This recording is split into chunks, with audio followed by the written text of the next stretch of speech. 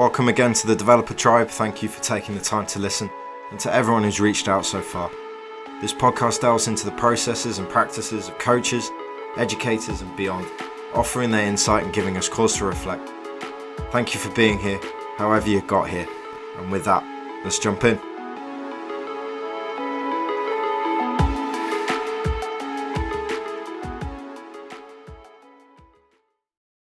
My guest today is Steve Lilley, Director of ECAN's Pass and Support Club and Coach Development Programme. Steve began his career in grassroots coaching, later moving into professional academy, and became a qualified teacher before combining the two as a coach educator for the English FA, where he was a coach developer for 5 years.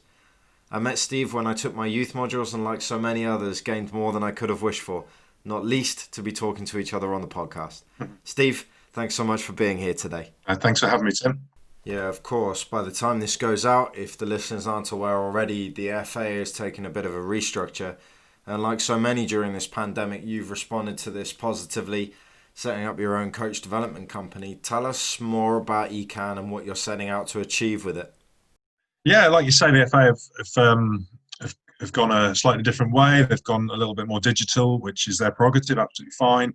It's the way of the world now. Having been out there on the grass for the last 5 years, supporting coaches and clubs, I just feel there's still a need for it, a demand for it. And during lockdown, I was fortunate to meet a lot of good friends through coach education, and I was talking to people in the grassroots game, and they agreed there's a little bit of a demand, and so it snowballed from a small idea, and it snowballed very quickly. So we're looking to cover a few counties, and the fact that some of the qualifications that the FA are delivering, I believe, are going online in the new year, means there'll be a lot of very, very good people in terms of affiliate tutors with a lot of time and not a lot to deliver. So I've got them on board and hopefully continue supporting the coaches within the grassroots game. Dealing with a potential gap that's emerged in youth football coach development, and having had a look at the website, looks like you have a superb team around you as well. So tell us about your journey to become a coach developer and those skills that you've needed to be successful in that role. Yeah,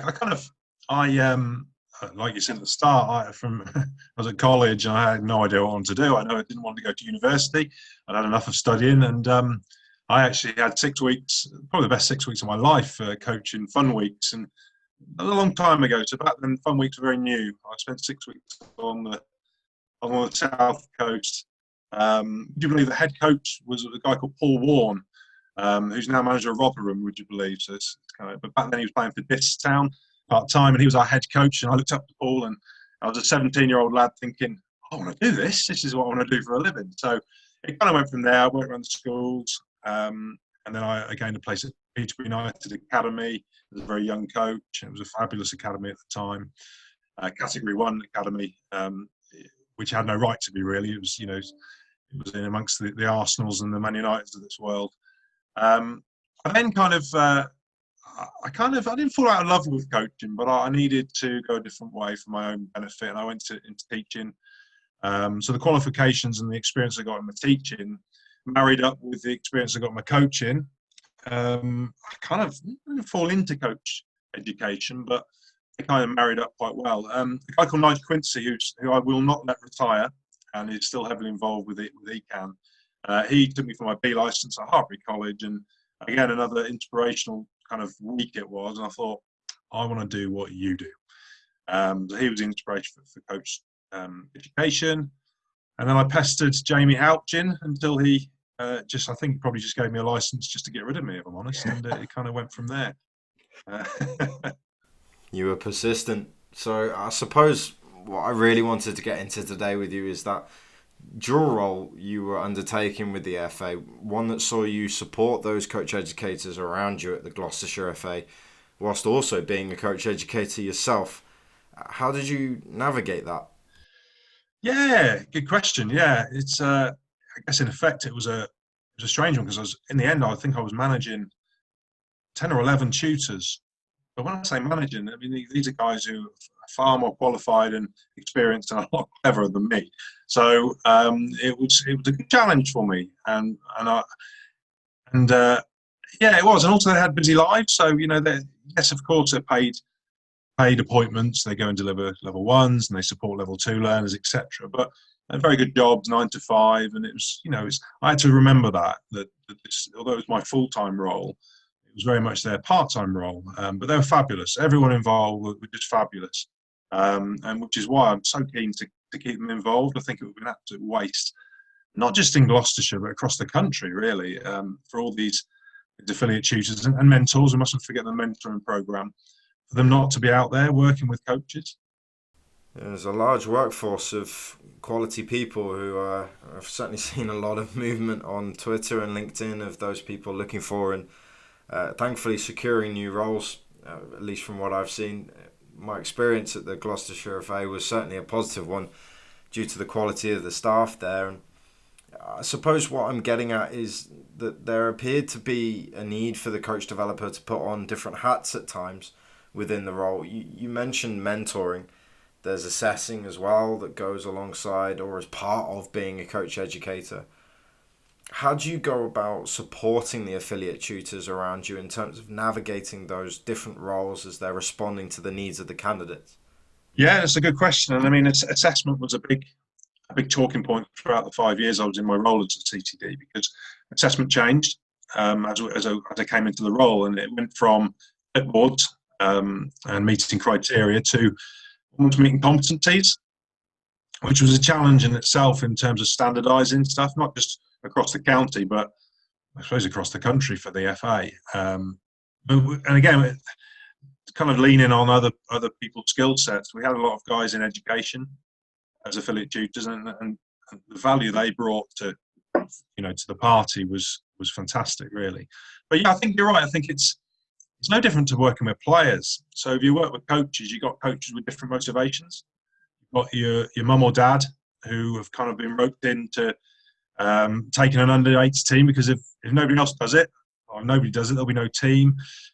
And they probably just want a level one and a few ideas. And they may not have any kind of ambition to move on in the coaching career, but they're doing good for their kids. And then you've got others on the same course, on the same table potentially, who want to make a career in coaching. So in that respect, it was a lot of differentiation for us as a team of tutors.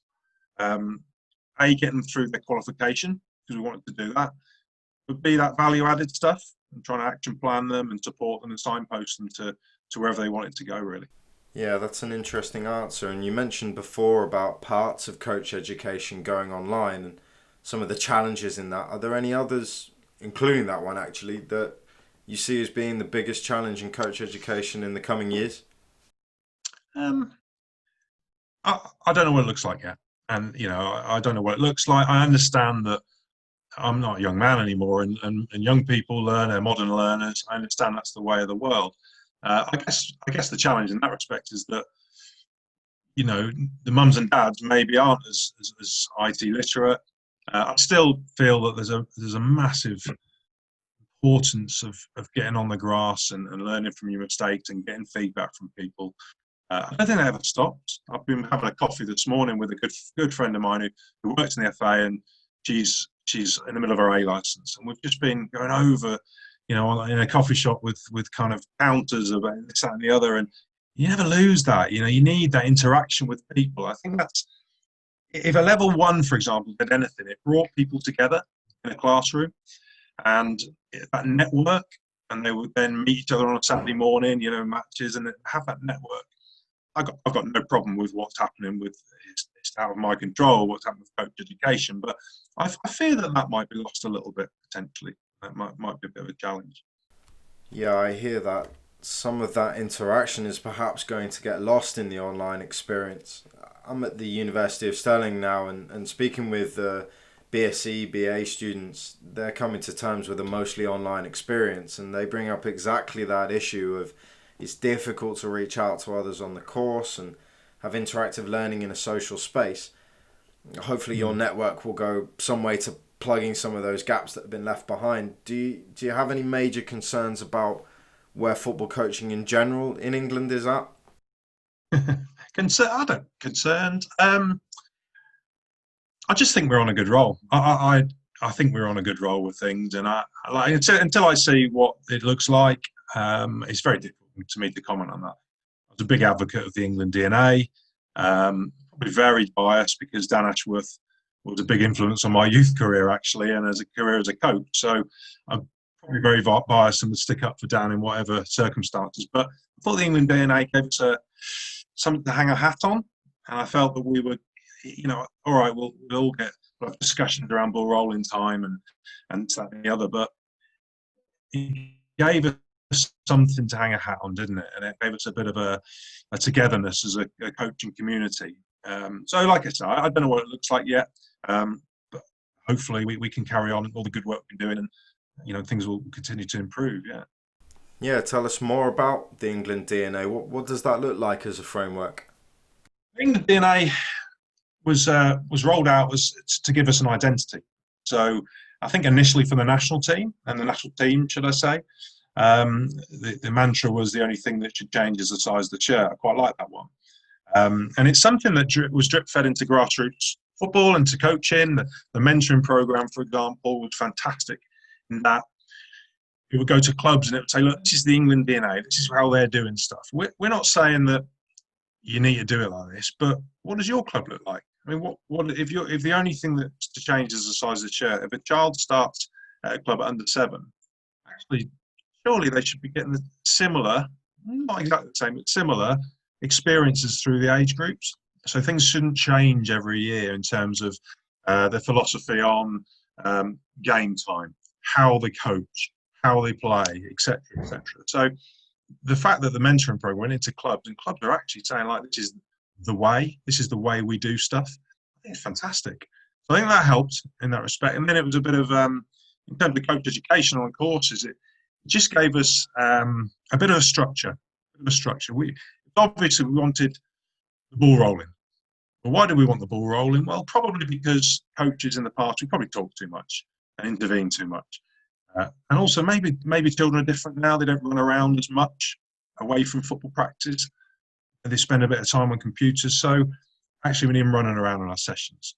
So I felt it was a fantastic tool for everybody to kind of build from and not stick to 100%, but there were guidelines. I thought it was fabulous. Of course, with everything, horses for courses, and it wouldn't have been accepted by all. But I thought generally it was well received, certainly on course anyway. Yeah, I used it myself in my role as head of coaching for an organisation and found it a useful tool to meet the coaches where they were at and apply a frame to their progression that wasn't too prescriptive. With that in mind, when a new coach comes to you for support, how is it that you identify where they are and what their needs might be? It's a bit from them. It's got to be because they're the ones that have been out there doing it. And I think I always start with the player, and we talk about this a lot with the team. Start with the player. For me, it's the players. Why are the players there? Because every environment is slightly different. So, why do a group of kids turn up on a Saturday morning? Now, depending on their age, their motivation, their ability, what other stuff they do, that'll differ every time. And I think our coaching behaviours and the way we coach and the practice we set up have to meet the players' needs, don't they? The difficulty comes, and certainly at grassroots football, is that within a group, you might have different motivations. You might have a lad or a lass who is absolutely set upon being a professional footballer. And you might have in the same group somebody who actually doesn't think about football at all from one session to the next, is into Star Wars, but quite enjoys coming and being with their friends. So that's a challenge. But the point being that I think it's got to come from the players. Because why are we coaching? Well, we're coaching for the players. So I think a bit of that, like what the players need, and then I think the coaches have to be honest with themselves, what are the challenges they found. And then you like to think that with the experience we have as coach developers, that we can identify some things as well. So it's a bit of a 3-point model, isn't it? Yeah, that's interesting. It's quite prevalent in the academic literature, and certainly with my master's research, coaches can find it quite difficult to talk about their own practice accurately. They might have a really coherent idea as to their philosophy and practices, but so often we find that their espoused practice and what they actually do are two quite different things. How does coach development help with shortening that gap? The gap between, sorry, Tim, the gap between. Just between what we say we do as Mm, coaches and then what we actually end up doing. yeah, great stuff. Yeah, I said this the other day as well to somebody. When in situ support was fantastic, but you sometimes thought, are we like an Ofsted inspector here? Like, does this happen all the time? You know, no, I think, listen, it's like you say it. I think I've always thought this, the plan-do review model, it's a simple model as part of the England DNA. I've always thought as coaches that we love the plan and we love the do.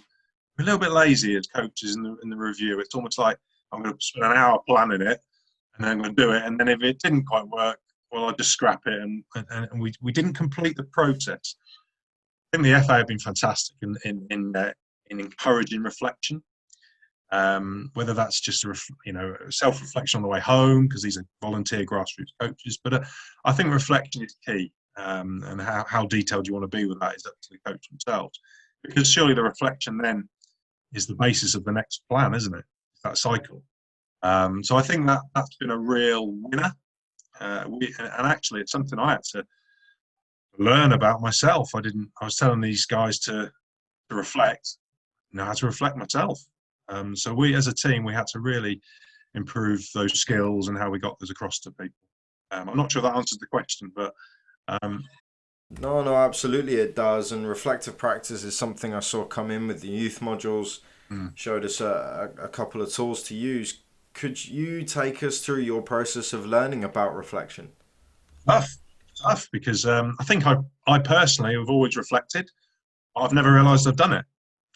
You've coached from a very young age, and the time you spend in your car, on the way home from practice, you've got that initial reflection. I don't think I ever documented it. For me, that was a bit for me. It was always up there. So to actually get it down on paper was a challenge for me, and I could really relate to learners on courses. They come on a level one, and people don't know what to expect from a level one, and we're asking them to reflect on their practice. So it was a great journey for me personally, because I was on the same journey as them. I'm saying, I know it's hard. It's really hard. But again, like with anything, Tim, it's practice, isn't it? The more you do it, the more you jot down, you find what's right. But yeah, it was tough for me. I wasn't great at it. I wouldn't say I'm an expert now. Certainly compared to some of the staff and some of the guys that have got involved in the program. Fantastic, reflective, as you say. Tough journey. It can become quite quickly with reflective practice a sense of being surveilled. When you're on a coach education course and you're told you need to reflect on your practice, it can be a natural tendency to just write what you think the person who's going to be reading that wants to read. How do you help candidates to understand it's their process? You're not so interested in what it is they think you want to see. Yeah. Well, I'll be honest, that's a great point. I think we leaned a lot on peer reflection as well, like working in pairs and almost taking ourselves out of the equation, because you're right, it's that as much as we never ever called an in situ visit an assessment, they always did. Learners always did. Well, you come to assess me on Thursday. No, I'm not. No. But so have it in mind. So to take yourself as a coach developer, coach educator out of the equation, certainly the first time or the second time, I think it's good, because they probably trust their peer a bit more because you're in the same boat, rather than somebody who's maybe been in coaching for years and coach education. Once they've built the confidence up of reflecting, it's a case of then dipping in and sort of, okay, yeah. But yeah, that on a level one, we had the learners had 3 opportunities to reflect. I think by the last couple of years, we were leaving them alone on the first 1 or 2. And it was only when they built the confidence up that we felt that we can go in and kind of challenge them a bit on their reflection. So it worked. Whether it was the right way, it worked anyway. It sounds like there's a skillful use of distance between the task you set and then not being on top of it. I think it's only natural for people coming in, especially perhaps those on level ones that haven't experienced it before, to look to us as coach educators and think, right, you're the expert, you tell me what to do and I'll go out and do it. Absolutely. So it must be quite a shock sometimes to candidates to come in to find that actually they're going to have to unpack it a lot themselves. Tim, you laugh, but I can think of an example actually of a learner, and don't forget some of these people that come on courses, they're brilliant people who have been to school or college many years ago where it was like that. You literally copy from a board and try and keep up. So they come into a classroom for the first time, and somebody actually did say to myself and another tutor not long ago, "Oh no, I'm here to learn from you. I am here to learn from you." I said, "Yeah, but you need to get involved in these group discussions." "Oh no, I'm looking at the board and I'm learning from you." And it was a real challenge. It really was. Yeah, it was a challenge because it's a different way of learning. Sure. In the current climate, the problems that we're all facing at the moment, there could be a barrier to engaging with mentoring and support in a way that a company like yourselves do. What's your advice to coaches during this time to really push their practice and their knowledge forwards? In these times of COVID, Yeah. is that what you're referring to? Yeah. Yeah. I mean, it's just nice to see that people are out on the grass again, isn't it? I mean, we've all missed it. I've missed it massively. To actually get out there working with players again, it's fantastic. I think for me, it's just an easy one, but it's just practice. Just practice, get going again. I cannot wait to get out on the grass with coaches again and help. I think one of the things that you used to say, leading on for your last question, was we're not trying to catch people out here. We're trying to catch them in. We're trying to help them, and I think people understand that now. Initially, I was asked to go a few weeks ago to a local club, just ad hoc, wander up. There's a mum and a dad, a couple who've taken on a team, and can you just see if they're doing all right? I've gone up, and they were brilliant. They were absolutely brilliant. And when I told them they were brilliant, they were almost surprised. Can't be right. They let the kids play. They got them going. They were organised. They spoke to them nicely. So from a starting point, we're not being on a course. It's fantastic. The fact that I can go along, with a bit of kudos and say, "It's brilliant. Like, we'll keep going, and then I'll come and see you in a few weeks, and we'll tweak it." But yeah, we're not there to catch anyone out. So I probably haven't answered that question either. But it's just good to get people on the grass again. I love that phrase of not trying to catch them out, but trying to catch them in. I'm nicking that. During your time as a football coach developer, is there anything that has come up or that you've seen regularly that needs addressing? Blimey, a question. Okay, I've got one. So I get a bee in my bonnet every now and again, and I can't let it go. So it's not a bee in the bonnet. It's something I've observed in the last few weeks and across the board. And it's something I guess anyone watching, I just want to, I'm not preaching. I don't think I've ever preached. I'm just challenging people's thinking. The practices I see, and before I say this, I understand that there are restrictions in terms of spaces and numbers of training, and you've got a quarter of a pitch. I'm seeing a lot of practices where physical returns are minimal. So we go back to the four corner model, which I think is a fantastic tool. I always say, can you make sure there's a big tick in that physical returns box? I'm not seeing it. And then I watch matches because there's so much football on TV now, and there's very much an ebb and flow about football. There is. If you watch, I know Liverpool's probably not the best example of the other night, but they attack with pace. It's an invasion game, football. It'll never not be an invasion game. And I understand there are elements of controlled possession, but certainly with foundation players particularly, but all through the grassroots game, there has to be an ebb and flow about trainer sessions for me. And that involves physical returns. And I think because of lockdown, because of, like we said, children now and their lifestyles, and the fact that they don't go out to play socially as much, everything has to be organised. I really believe that, or I challenge coaches to, at the end of sessions, just reflect on have the players had a good physical workout? Have they run up and down? Because I'm not seeing it enough. So that's probably a challenge for coaches out there. Yeah, what does that look like, or what kind of things are you seeing in practice that concerns you about the physical return side? Is it players stood still too much? Yeah, a little bit. A little bit, yeah. I was at the club on Saturday morning. I was invited down, and I said to the chairman, a good friend of mine, let's just take a step back and look at the whole Astro. And you had had team. It was fantastic to see so many kids playing football and coaches. Everyone was brilliant. I'm not knocking it. Actually, stood back and you watched the whole after. And I said, "It ain't moving. There's no buzz. There's no. You need to see buzz for me. I really believe, especially with the cold months coming up as well. But even so, I just feel there needs to be. If you go and watch games on a weekend with these children playing football, they ain't going to be stood still. Right. My son's 7, and his games are that, and rightly so, by the way. That's how an under 8s, 9s game should look like, in my humble opinion. So if they're playing that at the weekend and they have to run up and run back, then surely we need to make sure our practices look a little bit like that. So I guess that's where I'm coming from. Is that about practice design then, and use of constraints to replicate that intensity? I think practice design, definitely. I think, careful what I say, controversial. I think we've got to be careful we don't become obsessed with playing out and through, and accept where they are in the game, and where the kids are, and ultimately, like I said before, it's an invasion game, and the ball sometimes has to go that way earlier.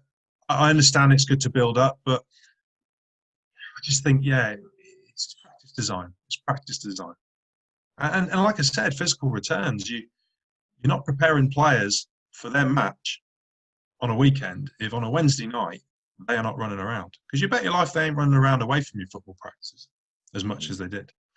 So maybe it's just me, maybe it's a bit of my body, but I hope to get to people's minds to, okay, I'll keep an eye on that. I'll challenge myself in that. Yeah, I'm sure through your work and through your company and team that you have around you, you'll be able to achieve that. Steve, thank you so much for your time today, and also from myself and the coaches that were fortunate enough to have you support them whilst you're at the FA. I really wish you the best of luck with the new venture. Where is it that people can find you to reach out? Yeah, so we've got a website, which is www.ecan.co.uk. So it's e-can.co.uk. And the company name came about in lockdown. The CAN is a Coaching Advisory Network. So we're hoping to launch a number of programs. The first program is Pass and Support, which is going after filling the void that has potentially been lost with what's happened with qualification. So we're going after that first. Hopefully we can support the grassroots game. Like I said, it was initially a Gloucestershire Somerset thing. It's very quickly spreading because I believe there's a demand, and there's some fantastic people out there, and former affiliate tutors and mentors. Brilliant. Thanks, Steve. It's been great to have your insights here. Welcome to the tribe. Thanks for having me on today, Tim. I really appreciate you inviting me on. Yeah, of course. Anytime. Hopefully have you back later down the line. You can let us know how it's all going and some of the successes that you've had. That'd be great. Love that. Yeah, thanks. That's it for episode 4. Thank you for listening, and to my guest Steve for giving his time to us. Check out the links to find out more about his Coach Advisory Network and for ways to get in touch with him. It's great to have you here, and my thanks again to all those supporting me in the platform so far. Get in touch via social media or by email, thedevelopertribe@gmail.com. As ever, the music you are listening to is by BB Phoenix. I hope this finds you well, and look forward to next time.